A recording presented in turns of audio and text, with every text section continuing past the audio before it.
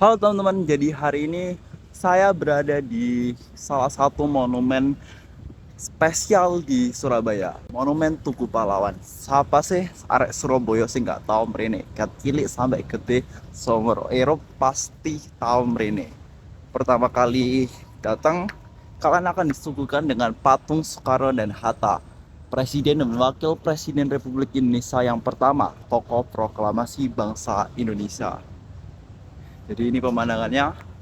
Dan di samping-samping ada tulisan Once and Forever the Indonesia Republic, merdeka atau mati.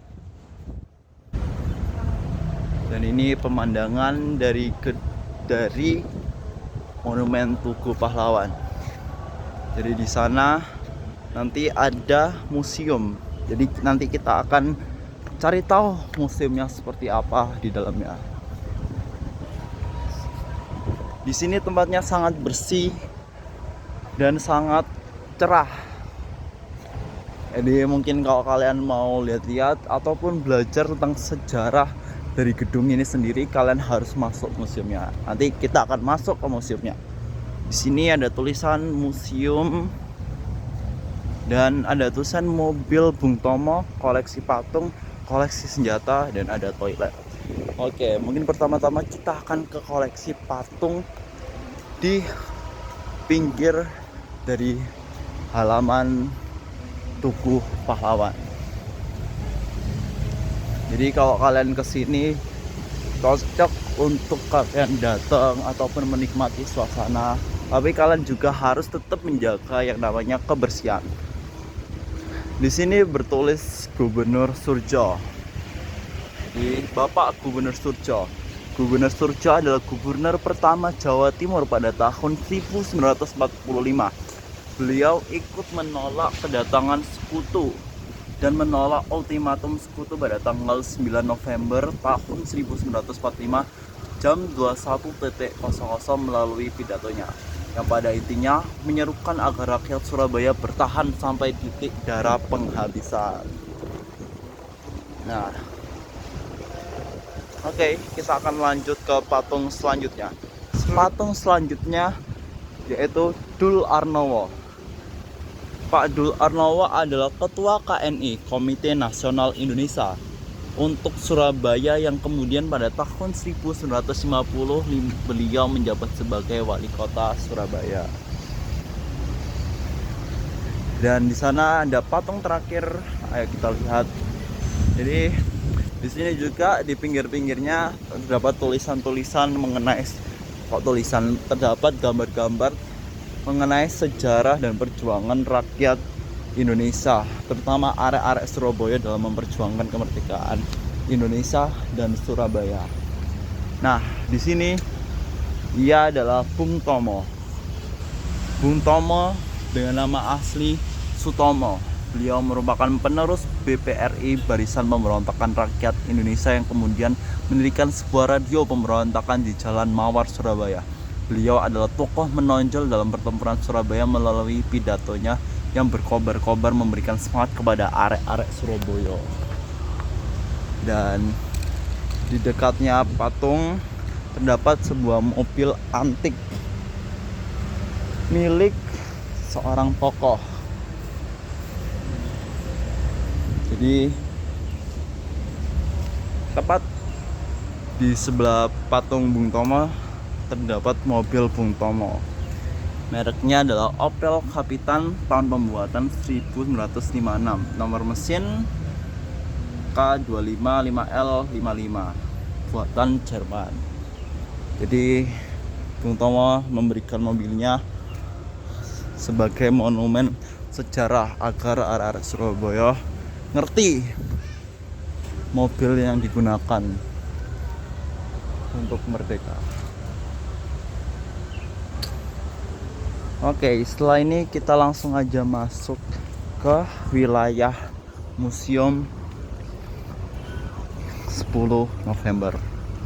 Nah, itu dia. Kalau kalian udah kelihatan, ayo langsung aja kita masuk ke dalamnya untuk mengetahui apa isi dalam gedung 10 November. Dan di sebelahnya juga ada kantin Jadi kalau misal kalian lapar ataupun sedang kehausan, kalian juga bisa beli di sini. Jadi sini ada prosedur pemesanan etiket Monumen Tugu Pahlawan. Jadi kalian harus pesan secara online dengan men-scan barcode yang sudah disediakan. Dan kalau kalian tangannya merasa kotor, kalian bisa cuci tangan dengan air dan menggunakan hand sanitizer. Oke, langsung aja kita masuk ke dalamnya. Dan di sini kita bakal review dan explore apa saja yang kita bisa pelajari di Tugu Pahlawan ini. Nah, ini dipajang di museumnya. Jadi sekilas info, Tugu Pahlawan itu tingginya 4,7 meter, 47 meter dengan bentuk paku yang terbalik. Nah itu guys. Nah, bentuk paku yang terbalik itu mengibaratkan seperti semangat arek-arek Surabaya yang lancip ke atas. Jadi gitu. Oke, kita sekarang turun dan langsung aja kita lanjut ke video selanjutnya. Oke, kita masuk ke lantai awalnya.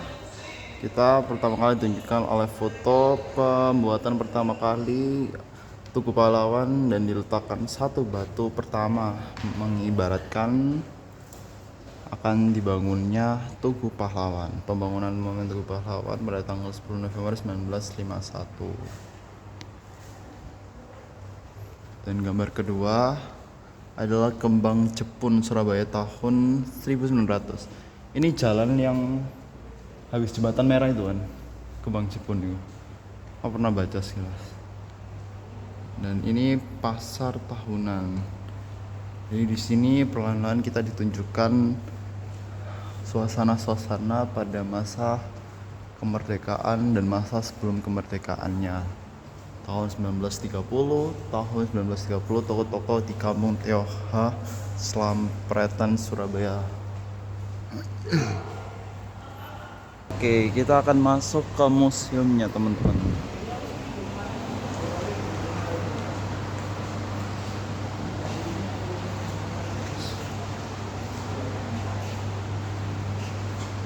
Jadi ini adalah suasana di Museum Tugu Pahlawan. Di sini kita bisa melihat semua hal resolusi jihad pada peristiwa pertempuran Surabaya. Jadi di sini kita akan menjelaskan sejarah sedikit demi sedikit. Dan ini pakaian zaman dahulu.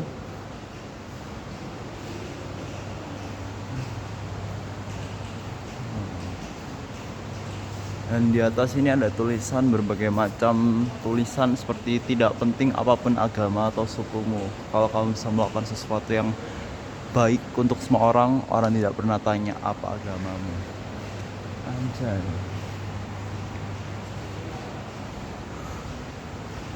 Ini piagam penghargaan untuk Muhammad Manggondiprojo.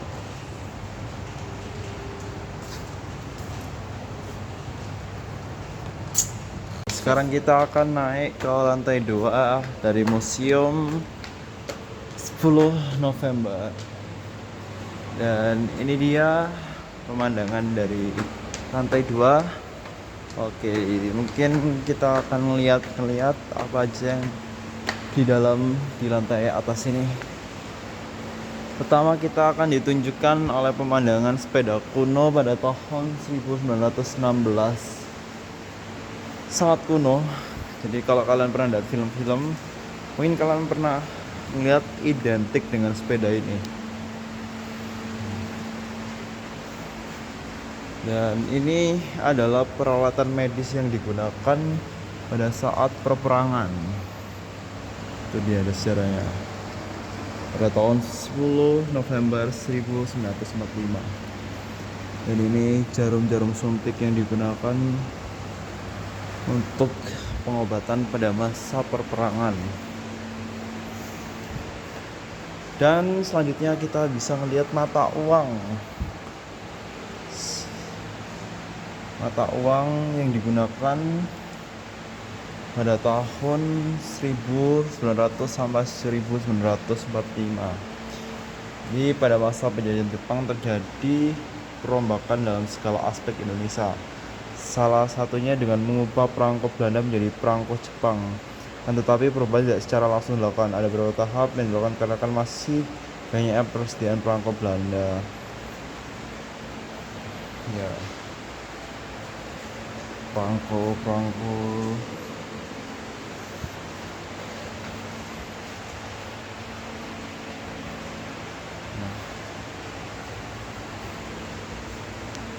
Pahlawan yang setia itu korban, bukan buat dikenal namanya, tapi semata-mata membela cita-cita. Oke, kita akan masuk ke dalam area drama stastis. Do not cross. Ini adalah zaman dahulu, lukisan dahulu. Oke, di sini tempatnya gelap. Kita akan dilihatkan sejarah. Please touch continue. Oke. Bahasa. Oke, kita akan lihat sejarah dari ini. Headset, loudspeaker. Please wait. Oke, kita akan tunggu seperti apa. Wow. Selamat datang para pengunjung. Saat ini Anda berada dalam area diorama statis Museum 10 November yang berada di Tugu Pahlawan, Surabaya. Agar memudahkan kita mengikuti jejak para pejuang dalam mempertahankan kemerdekaan Republik Indonesia, mari kita dengarkan setiap etapa perjuangan arek-arek Surabaya.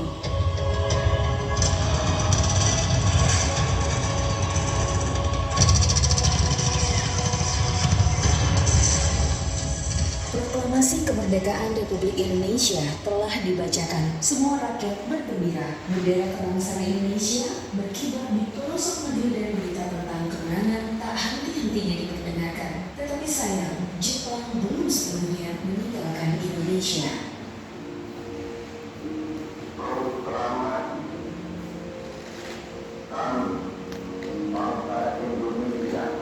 Nah, setelah kita masuk di ruangan Diarom Stastis 2, kita bisa melihat berbagai pajangan lainnya seperti pengibaran bendera merah putih.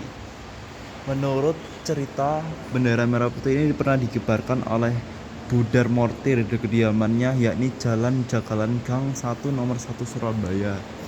Aksi Budar membuat diri ditegur oleh Dr. Mostop, salah satu komandan pertempuran 10 November 1945, karena belum ada instruksi pengibaran bendera, bahkan belum ada wacana bahwa Indonesia merdeka. Jadi ini konon katanya benderanya yang mau dikibarkan. Dan ini lencana-lencana dari Budar Murti. Nah, masih banyak pajangan lainnya seperti topografi pergerakan pejuang.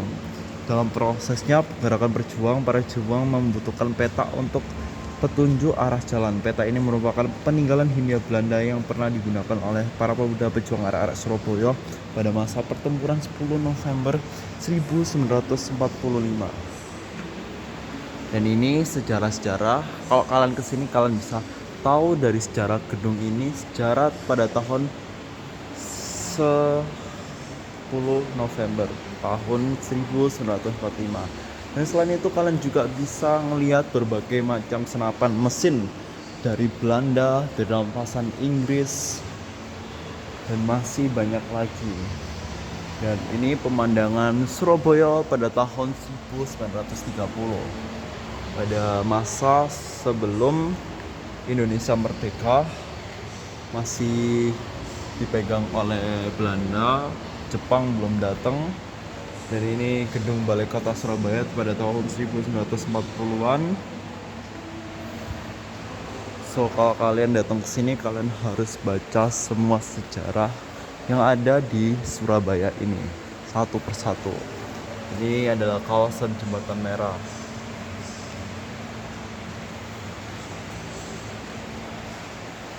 Nah, kalau lantai 2 ini kita akan dipertunjukkan lebih senjata-senjata yang digunakan oleh rakyat-rakyat Belanda dan Jepang dan hasil rampasan Indonesia yang berhasil didapatkan. Nah, ini salah satu pedang perang yang berhasil dirampas dan senapan yang berhasil dirampas oleh rakyat Indonesia pada masa perperangan. Dan ini adalah kris peninggalan nenek moyang kita yang dipergunakan untuk membela negara Indonesia. Jadi guys, tauku pada masa perang itu rakyat Indonesia itu hanya menggunakan bambu runcing dan kris. Mungkin selebihnya ada yang berhasil didapatkan saat perampasan senjata.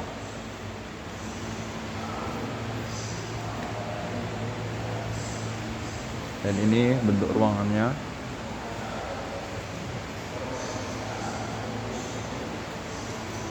Dan di atas itu adalah tokoh-tokoh rakyat Indonesia yang berjuang mati-matian untuk negara agar negara Indonesia berhasil untuk merdeka, seperti yang dikatakan Bung Tomo, jika masih ada setetes darah untuk melukis, untuk mewarnai gambar merah dengan darah kita, maka jangan pernah menyerah untuk kemerdekaan bangsa Indonesia. So, aku saranin kalian harus datang di sini karena di sini kalian bisa belajar banyak sejarah dan banyak wawasan ilmu yang kalian bisa dapetin dengan gratis. Ya, nggak gratis tapi murah. Untuk pelajar kalian cuma bayar 3.000 dan untuk orang umum kalian cukup bayar 8.000. Jadi untuk pelajar jangan lupa dibawa kartu pelajarnya untuk masuk secara murah. Dan di luar sana ada konsumsi, jadi kalian nggak perlu khawatir kalau udah di dalam tapi masih lapar. Jadi terus buruan kesini untuk mengetahui sejarah di Indonesia, terutama pada Surabaya pada tanggal 10 November 1945. Guys, jadi kita akan jalan keluar karena kita udah masuk ke dalam sini dan udah nelusuri lantai 2-nya. Dan di sini kita juga bisa ngeliat lukisan-lukisan dan jual souvenir. Jual pakan ikan 5.000. Did you wanna buy? No. Oke. Lukisan. Dalam. Tadi karena kita ngeliat ikan-ikannya lapar, jadi mamaku berinisiatif untuk beli makanan ikan. Jadi segini harganya 5.000. Oh ya, aku lupa bilang, ini adalah nama-nama tokoh pelaku dalam perjuangan kemerdekaan pada tahun 1945 Surabaya. Jadi di sini banyak nama-nama yang sudah berkorban untuk negara Indonesia, terutama Surabaya dan arah-arah Surabaya.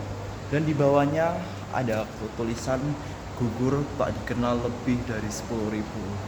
Jadi kita sebagai rakyat Surabaya hari ini kita harus bersyukur karena kita bisa hidup di lingkungan yang aman dan damai, dan semua hal yang kita inginkan sudah ada. Jadi kita bisa menikmati dari hasil usaha dari para pejuang di Surabaya ataupun di Indonesia. Jadi buat kita bagaimana cara mengenangnya, yaitu dengan memahami dari sejarah itu sendiri, memahami perjuangan para tokoh di Surabaya, di Indonesia. Jadi buat kalian yang belum pernah mampir ke Tugu Pahlawan, aku saranin untuk sekarang datang dan kalian baca semua sejarah-sejarah yang ada di Tugu Pahlawan ini. Oke guys, kalian harus datang. Oh iya, sekarang kita lagi ngasih makan ikan. Gak dimakan ya? Makan doh. Oh iya. Iki nak. Iki. Apa lagi sing jauh? Aja nak kene tok adil. Iku kan anu. Ya gak merono. Mesti mrene kok. Ya merono. Nah. Tuh guys. Oh iya, kalau misal datang ke sini jangan lupa juga kasih makan ikannya ya. Ikannya lapar. Makanannya 5.000. Harganya 5.000. Mantap. Terus jangan lupa bawa pancing. Sudah kita tugas. Oke guys. Jadi habis ini kita akan keluar ke pintu keluar Museum Gedung 10 November atau Tugu Pahlawan. Wih, lele tadi gua. Iya lele. Oh, gak dimakan loh yang lainnya. Yo, Kak Desi itu wedi musuhnya. Terus berteman. Teman. Jadi ini kita arah untuk keluar dari Museum 10 November atau Tugu Pahlawan. So, bye bye. Oke, mungkin itu aja guys tentang video kita di Tugu Pahlawan hari ini. Dan see you, thank you. Bye bye.